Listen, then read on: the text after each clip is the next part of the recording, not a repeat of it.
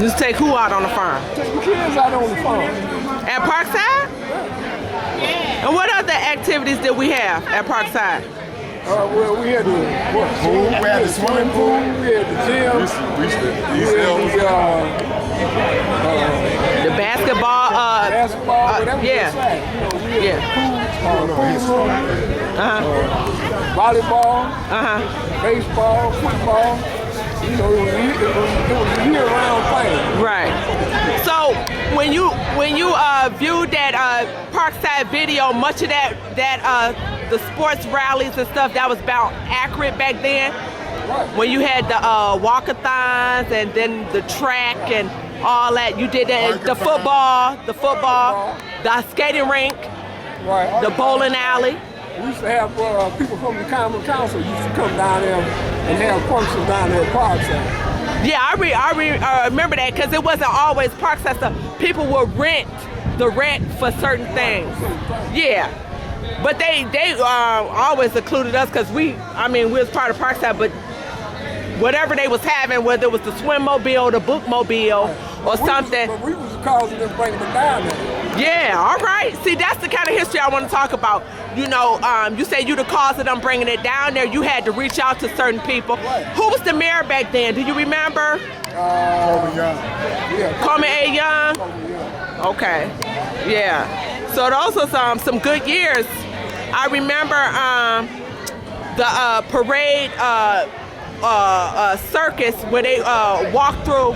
How can I pronounce it? They said they walked through the neighborhood and we had like a walk-through parade, and that was like my favorite event because I don't know if you remember that that singing band or group. They were actually police during the day, but they had a band. They were called the Blue Pigs, and they came out there one year and they they visit the community of Parkside, and I would cherish that for years to come, and that meant so much to me because it made me feel so important, you know, for things that I really couldn't get out to see because we couldn't really afford it, you know, just like the family next door down the street. We were all like in the same boat, but we were close knit. But well, that's why we used to have functions. Right, that's why I enjoy Parkside so much, because the things that a normal poor family couldn't afford, Parkside made a way for the families to enjoy the same things that the rest of the world is doing. You know, the baseball, the football, all the academic stuff that we're supposed to have, the swim mobile, the book mobile, you know, that brought us books to the neighborhood, brought us knowledge, you know, and I will always cherish that, you know, with me. And it's, I remember the Mr. Charlie fruit and vegetable truck. When we weren't able to go to the fruit market or whatever, the market came to us on wheels. Mr. Charlie, you know, bless his heart. And, you know, I just remember. We used to take a lot of kids to the farm, you know, out there in the farms, out there in the summer. Yeah, because we didn't know nothing about that.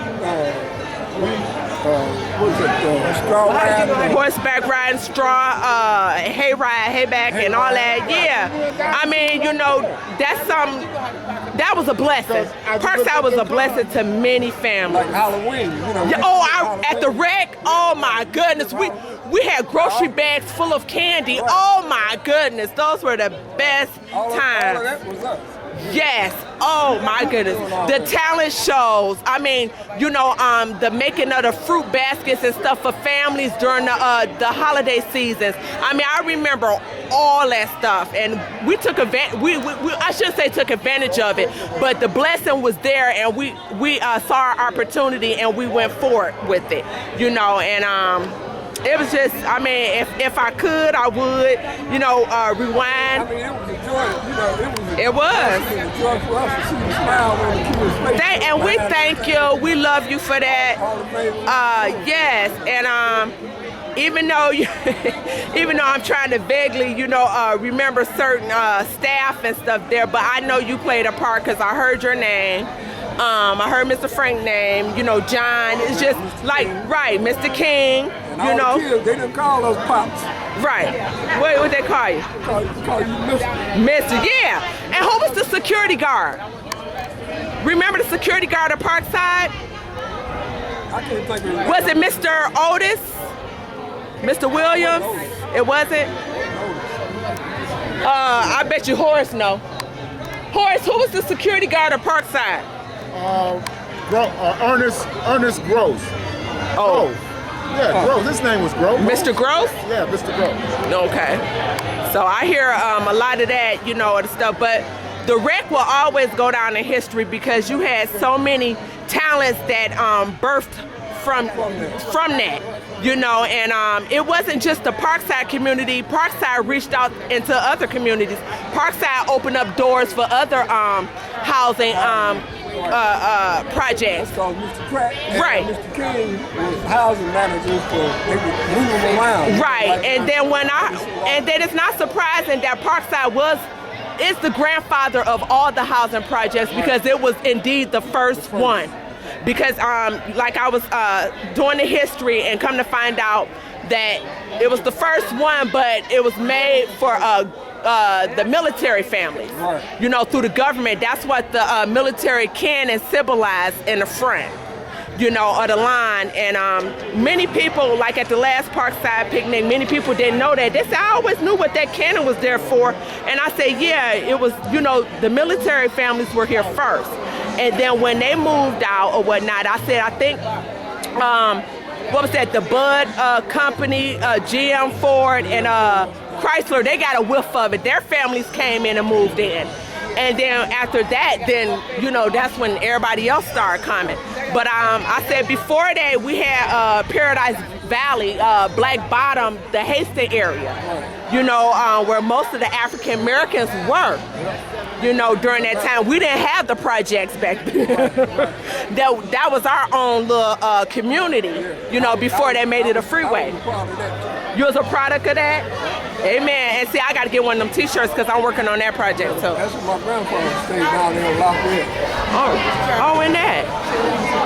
Yeah, I'm getting one of them T-shirts. But I thank you so much, and I love you. And I'm glad that you're still going strong and doing your ministry that you was birthed to do. And I just appreciate and love you for that. Let me tell you, Jeff, Frank Pratt, John King, Blackwell. We got most respect for all. We have much respect. How many was it? Was it 4 of them? Mr. Ezo, they said Mr. Ezel, all of them. It was about 8 or 9. About 8 or 9 of them. They was a crew of their own. See, they go way back. Right. Were you all, Big Jimbo.